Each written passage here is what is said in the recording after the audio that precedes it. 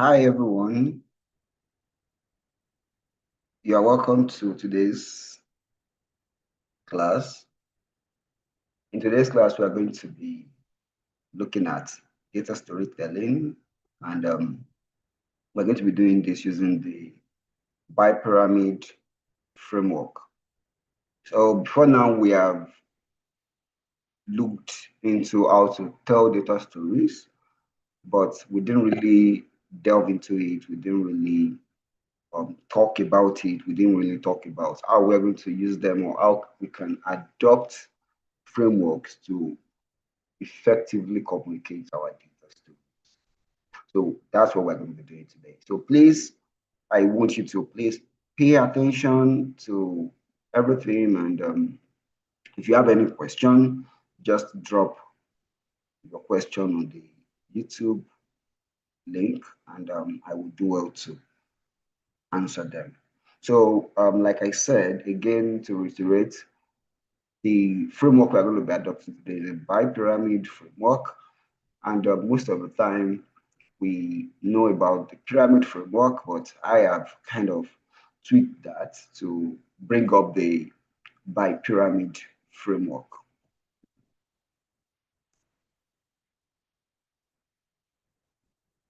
So like we looked at the last time, this is the this is one image that always get me talking whenever I think about data stories. So the this image talks about how telling data stories are actually very hard. It's really not something that is like pretty enjoyable. Yeah, but actually, once we are able to get it done, it becomes pretty easy. And it even makes whatever insight we want to communicate, it makes it, its home, like harder and easily. People are able to relate with whatever it is we are saying easily. So you can see this guy, he has caught a lot of features with his net, and that's your analysis. Your analysis is going to take a lot of things. It's going to take salmon, it's going to take tilapia, it's going to take egg, it's going to take different things.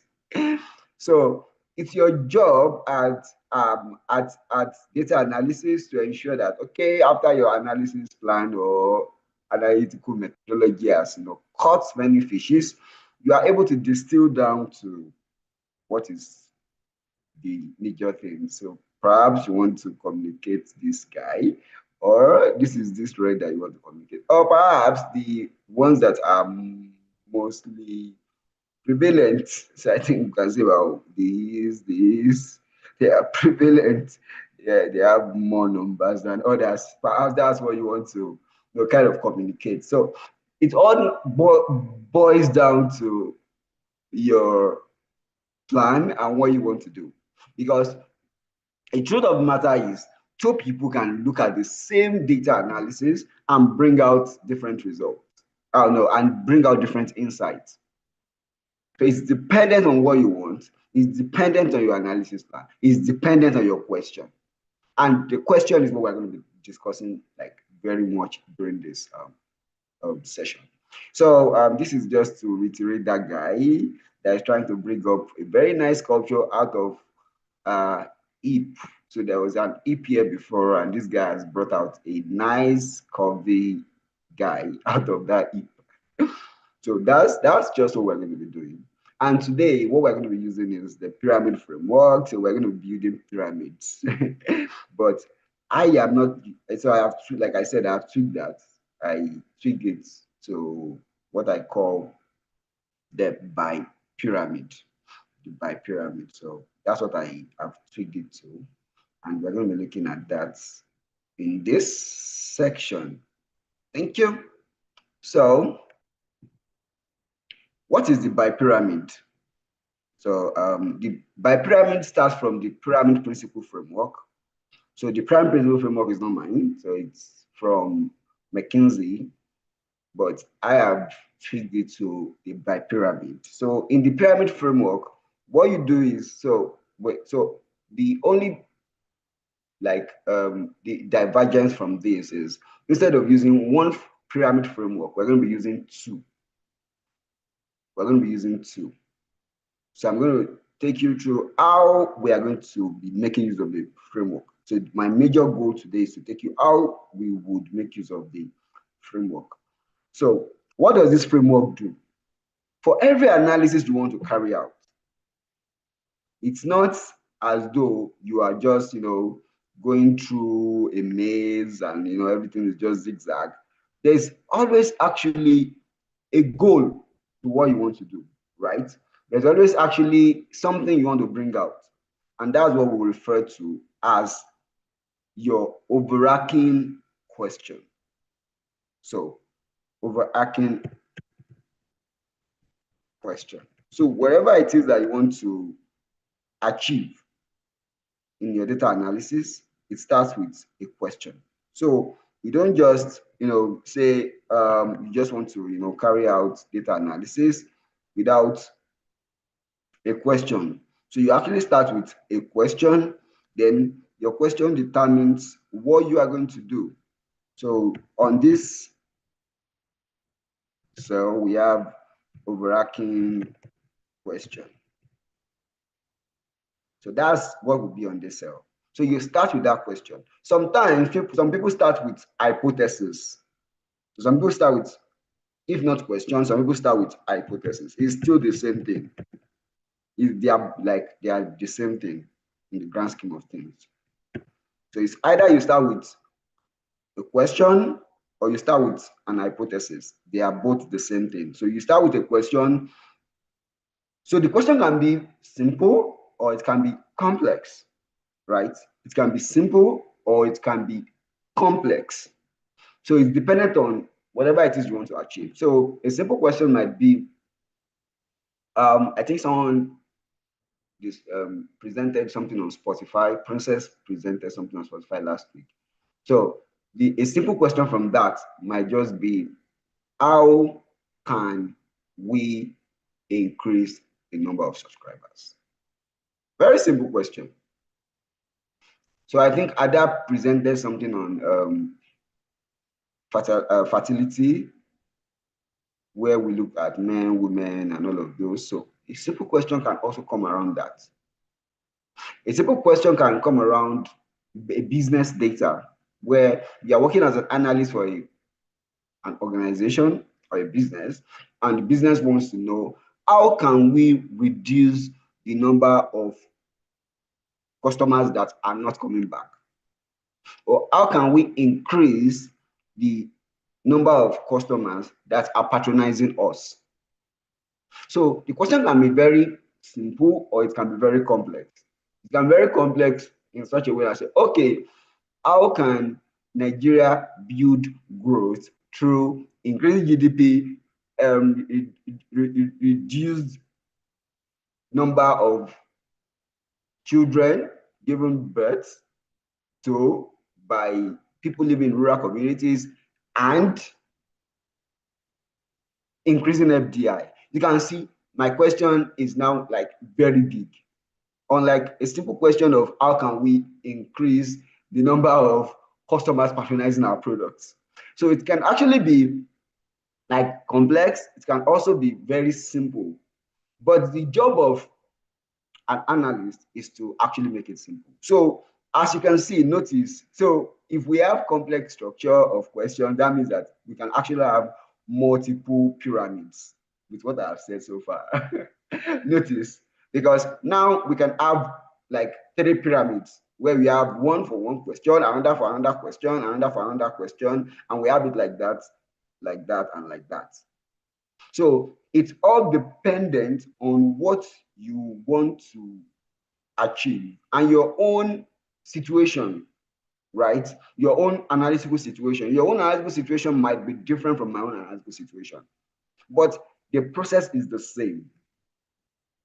Your context might be different from mine, but the whole framework is the same. We start with a question.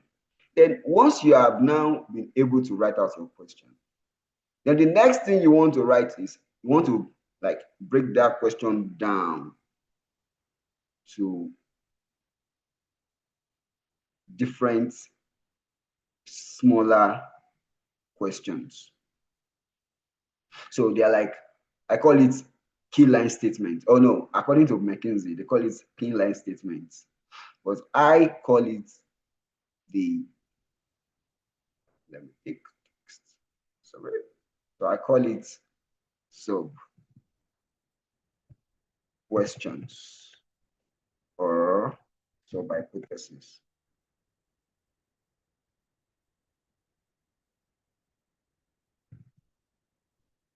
So that's what I call it. They call it the key line statement, but I call it sub question or hypothesis. So why do I call it sub questions? So now you have one overarching question here, then you now want to break it down dependent on your data.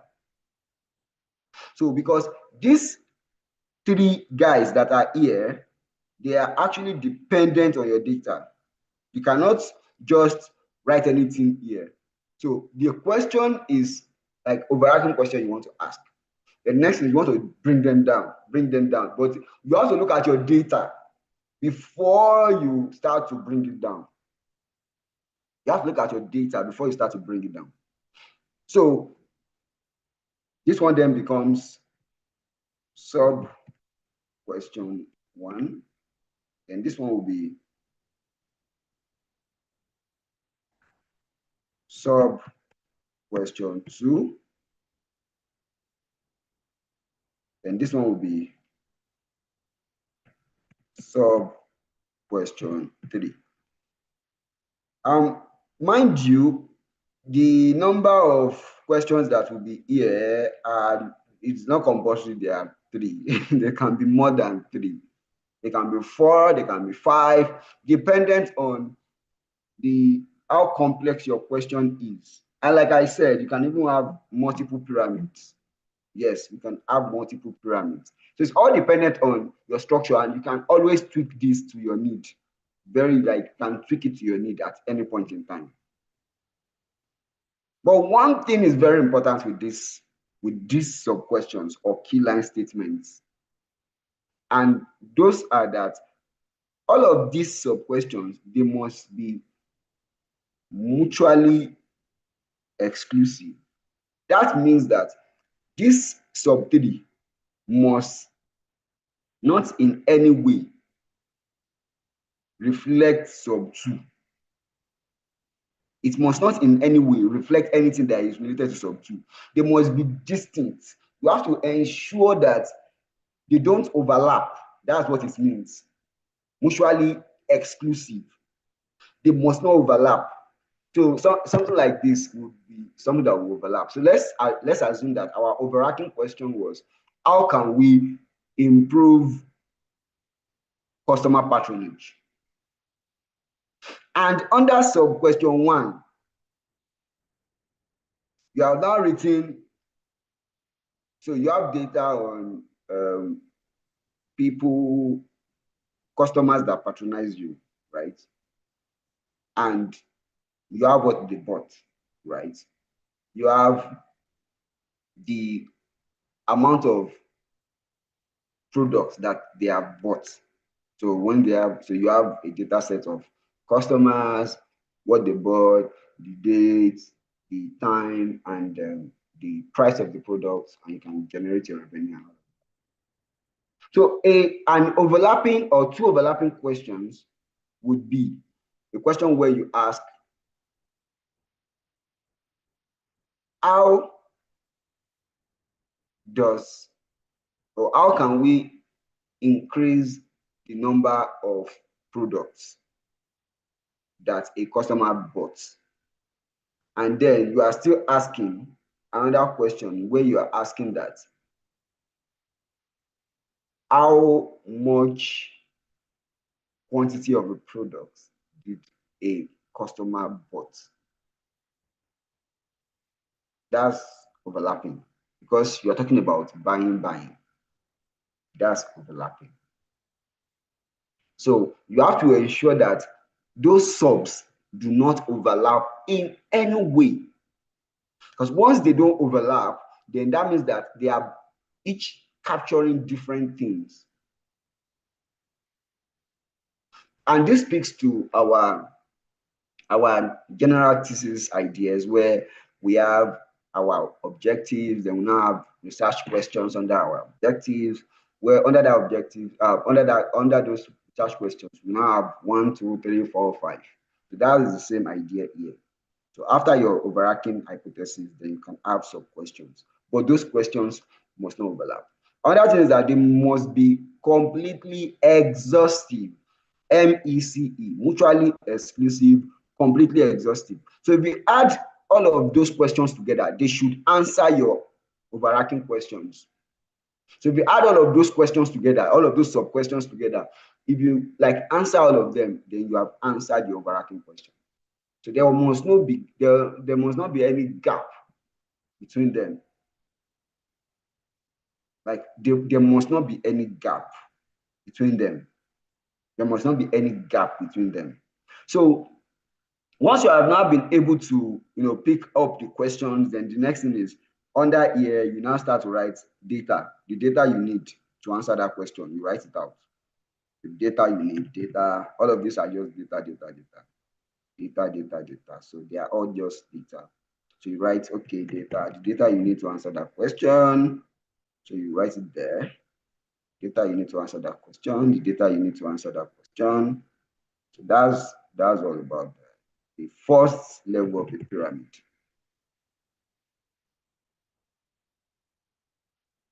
That's about the first level of the pyramid. So you have data here also. So it's just from your data. So you write out, so row this. That's what will answer that question. Row this will answer that question. Row this will answer that question. Then you are able to map out those data points that would answer those sub questions that they are linked to. So that's just what the first level of the pyramid does. Then what does the second level of the pyramid do? So it's more of we have gone down. Now we want to go up. So that's what the bipyramid does.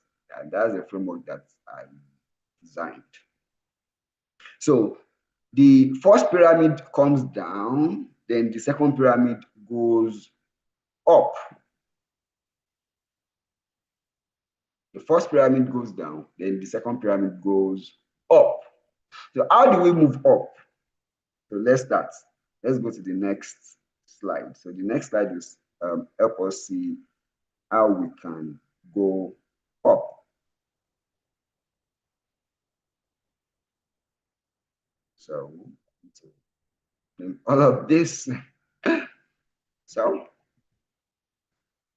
now we want to go up. Unlike when we were coming down, so now in this second aspect, we want to go up. So we are moving from where we are the other time, then we are coming up. So in this case, we are actually going to be following the same approach.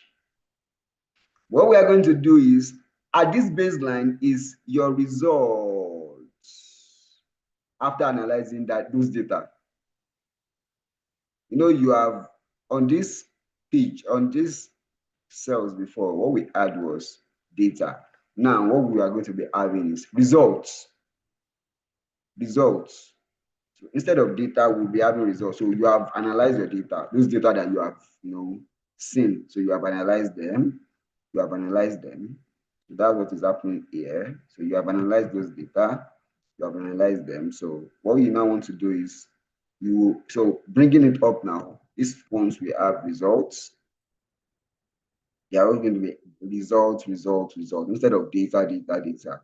There should now be results. So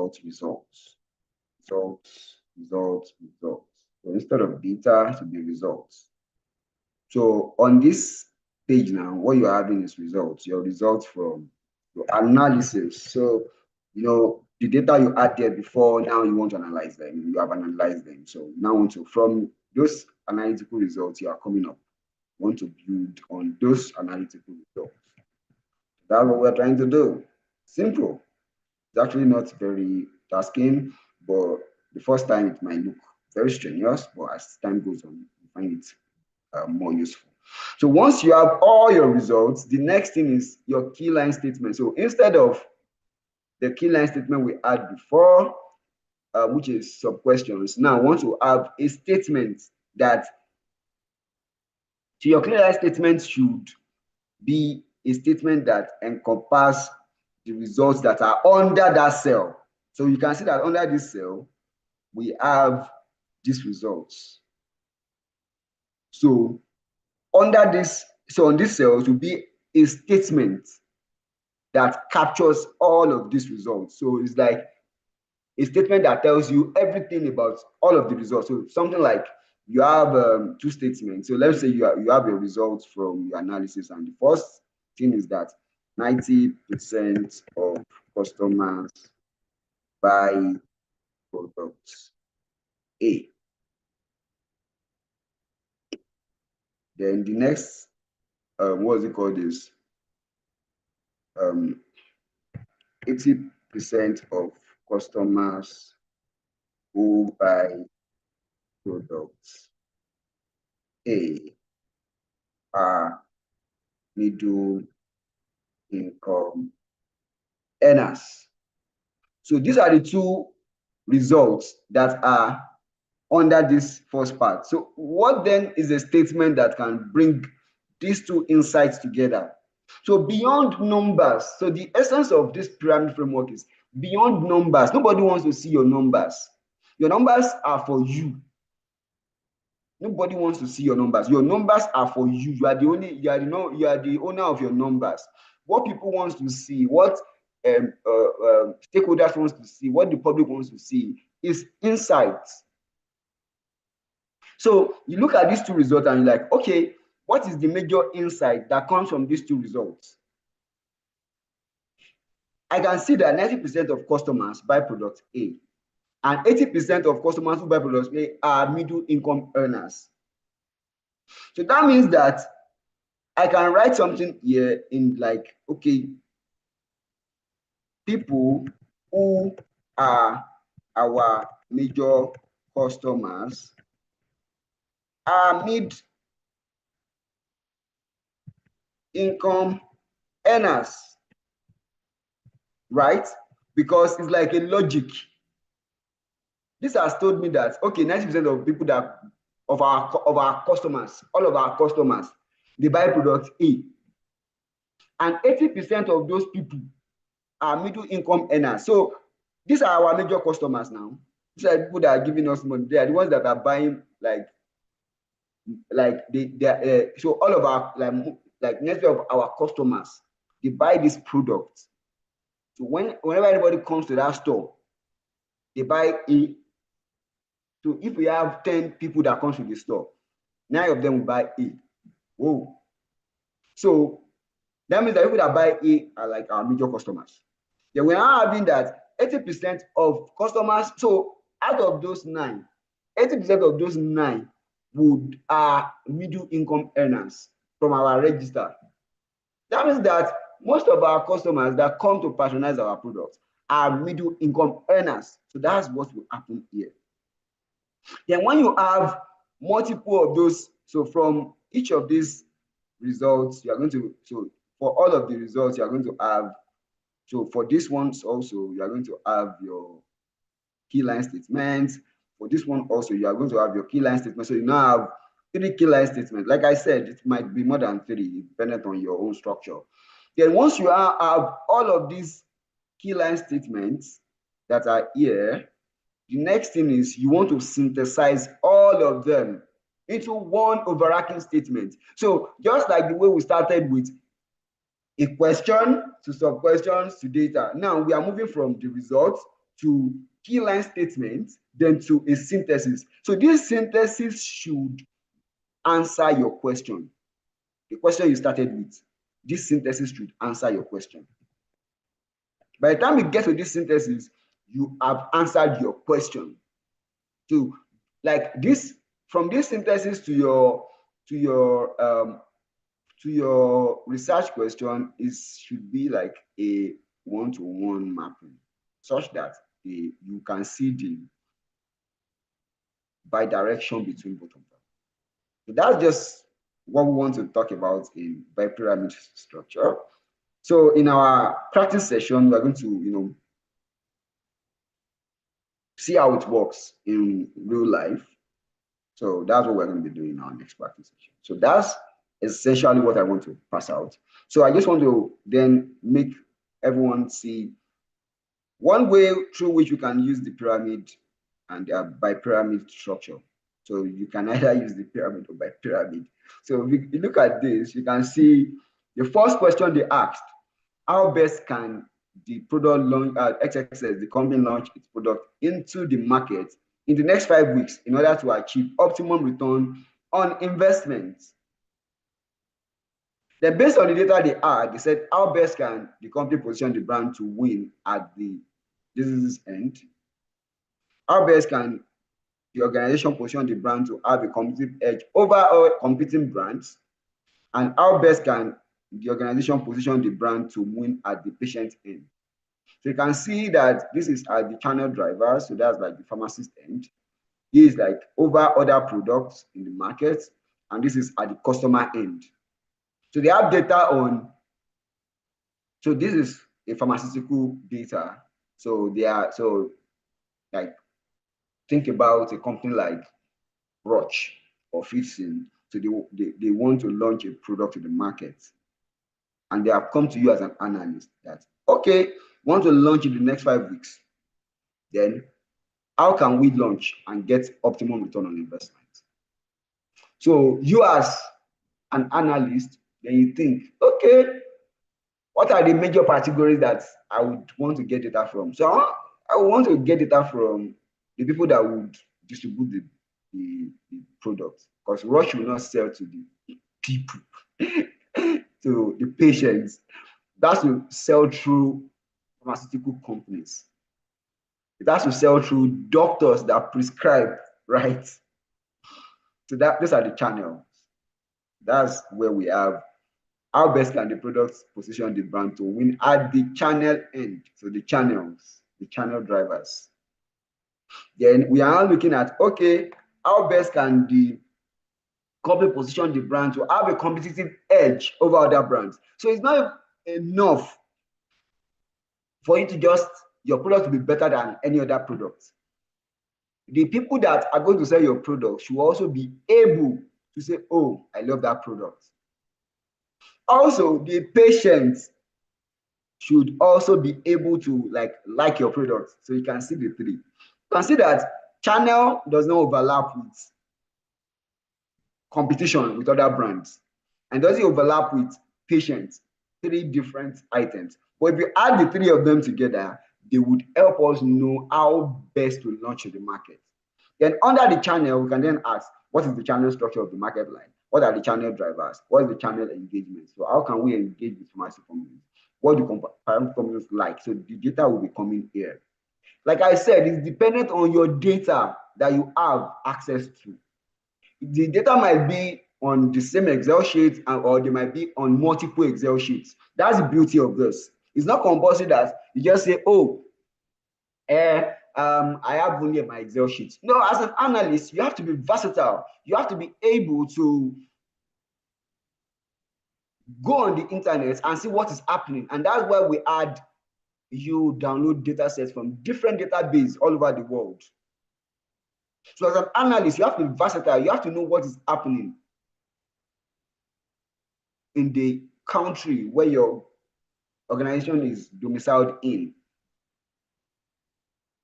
So you also have to know your competition. So where do you get the data from? And you have to also know your patient. Where do you get the data from?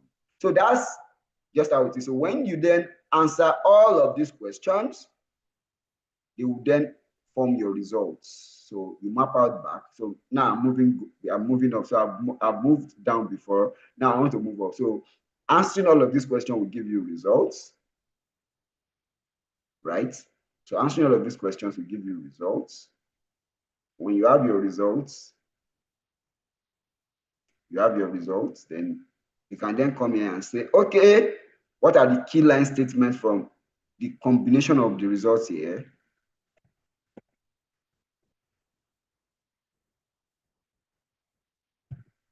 Then you have all of those here. Then the last one will then be synthesis of everything. So by the time you get to this synthesis, when you come from your results, like I said, you must have a one-to-one mapping with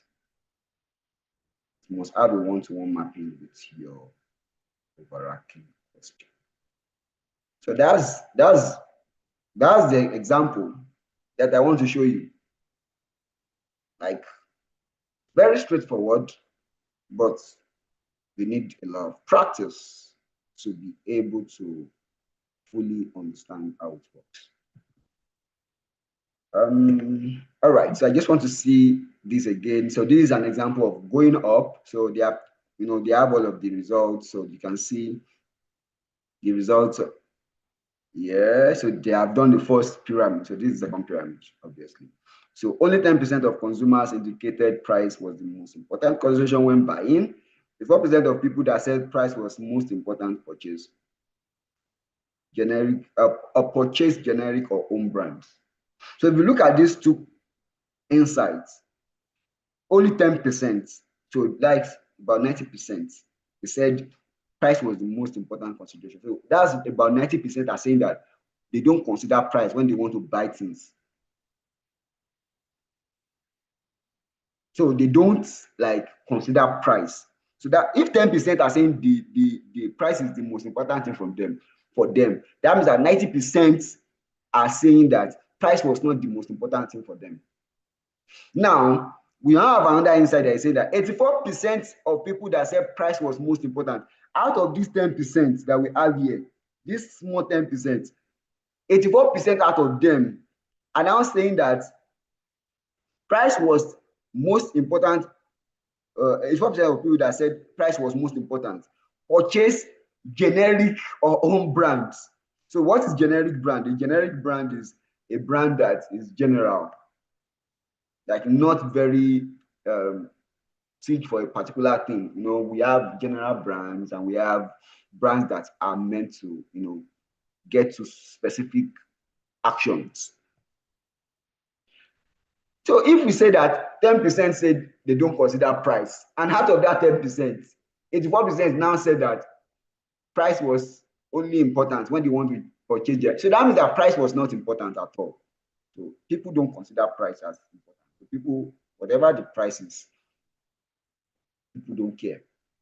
Then look at this place. 80% of margarine buyers cannot state the price of their main brand within 20% of actual price. So that means that people don't actually. So if 80% cannot say, oh, they ask them that, can you tell us the price of your favorite margarine brand?